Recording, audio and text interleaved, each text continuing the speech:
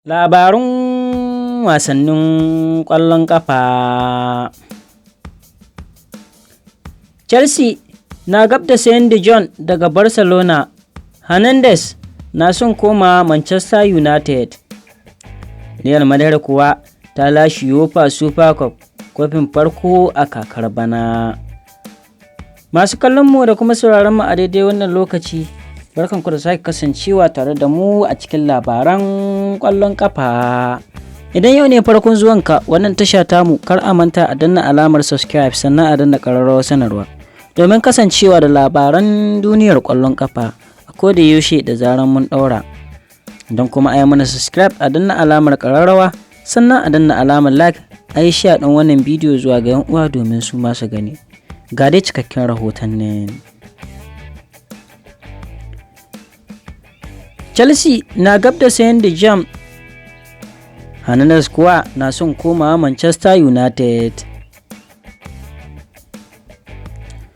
A shirin da Chelsea take yi na ɗauko ɗan wasan tsakiya ɗan ƙasar Netherlands Frenkie De Jong mai shekaru 25 da ɗan wasan gaba na Gabon wato Pierre-Emerick Aubameyang mai shekaru 33, matuƙar Barcelona ta yanke shawarar sayar da su. A yanzu haka dai Chelsea ɗin na gab da cimma yarjejeniya da Barcelona kan ɗauko De Jong akan kuɗi sama da euro miliyan 80.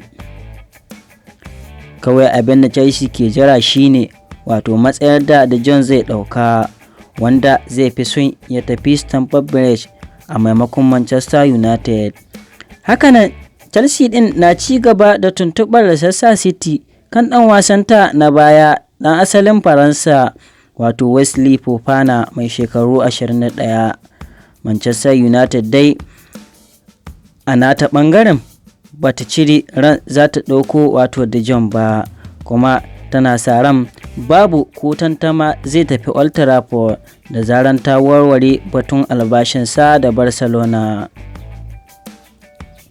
Ɗan wasan baya na Barcelona na asalin wato Stephane Gerrard Piqué mai shekaru 35 ya yi ta yi wa ƙungiyar wasa a kyauta domin taimaka mata wurin kauce ma wato karya dokar La Liga ta ƙudiddage da ƙungiya za ta iya kashe da kuma wato ganin ta sayo sabbin 'yan wasa.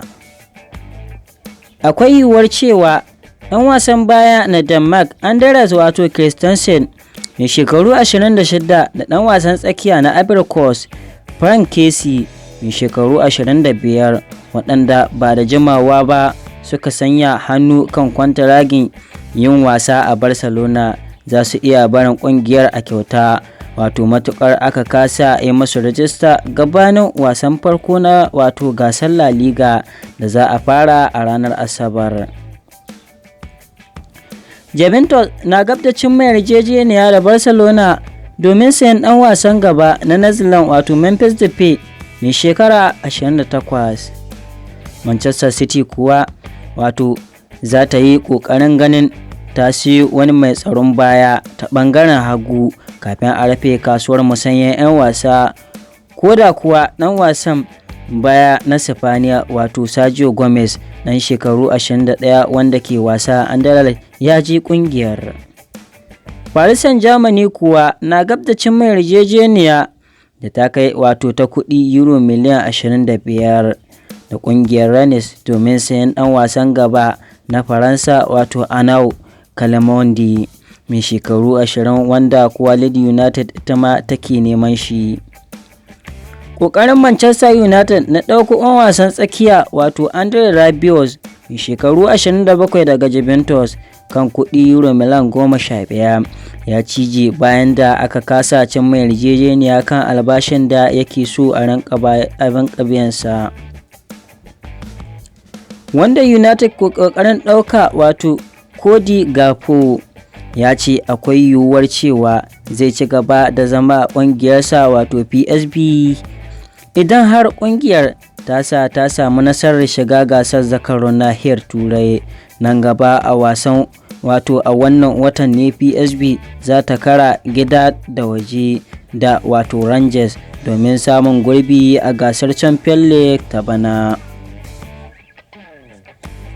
Mai taimaka wurin wato tafiyar da lamuran Manchester United Darren Fletcher ya yi wato tattaki har Watford domin kallon ɗan wasan gefe Ismaïla Sarr mai shekaru 24 na asalin ƙasar Senegal.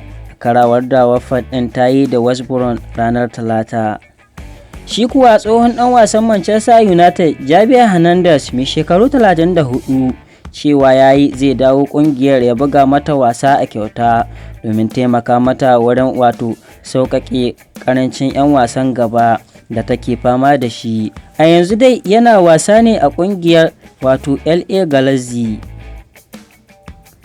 Chelsea tana son ganin ta ɗauko ɗan wasan baya na Celtic na asalin Croatia mai shekaru 26 wato Jesus wato Juranovic, wanda kuwa ƙungiyar Atletico Madrid da Manchester United wato ke kyarara ido a kansa. Ɗan wasan baya na asalin Spaniya wato Fabio Mari mai shekaru 28 na gab da komawa buga wasa a Monza da ke wasa a Italiya a matsayin aro. Tsohon ɗan wasan tsakiya na Manchester United da Chelsea John Mata mai shekaru 34 ya ƙi amincewa da tayin da MLS ta yi masa a zuwa ƙungiyar, yayin da ɗan wasan ke ci gaba da neman ƙungiyar da zai tafi. Bayanai na cewa AC Milan ta fara tattaunawa da ɗan wasan Arsenal mai shekaru 22 ɗan asalin Belgium wato Sambi Lokonga, yayin da wato suke ci gaba da neman ɗan wasan tsakiya. Kada dai a sha'afa, ana ci gaba da sauraron labaran ƙwallo ne daga tashar mu wato ta Sport TV. A gefe guda kuwa za ku ji cewa Real Madrid ta lashe UEFA Super Cup kofin farko a kakar bana. Real Madrid ta lashe UEFA Super Cup wato na shekara ta 2022 zuwa 2023 bayan da ta doke Eintracht Frankfurt da ci 2 da nema a ranar Laraba a Helsinki a Finland. Real Madrid ta fara cin kwallo ta hannun David Alaba saura minti 8 su je hutu. Haka kuma suka yi kungiyar Sifaniya tana da ci 1 da nema. Bayan da suka koma zagaye na biyu ne Karim Benzema ya ƙara na biyu da ya baiwa Real Madrid wato lashe kofin farko a kakar bana. Ana buga UEFA Super Cup don tunkarar kakar ta malata zakarun Turai ta bana, inda ake wasan tsakanin wadda ta ci Champions League da wadda ta ci wato Europa League a gasar da ta wuce. Real Madrid ce ta lashe Champions League a kakar da aka kammala bayan da ta doke Liverpool a Faransa. Ita kuwa Eintracht Frankfurt nasara ta yi akan Rangers a bugun penalty bayan da suka tashi 1-1. Ranar Juma'a za a fara kakar La Liga ta bana, inda Real Madrid za ta wato ziyarci UD Almeria. A kakar ta wuce Real Madrid ta ɗauki Spanish Super Cup da kuma La Liga da kuma Champions League. Haka kuma a bara Karim Benzema ya lashe takalmin zinari a matakin wanda ke kan gaba a cin kwallaye a La Liga da kuma Champions League.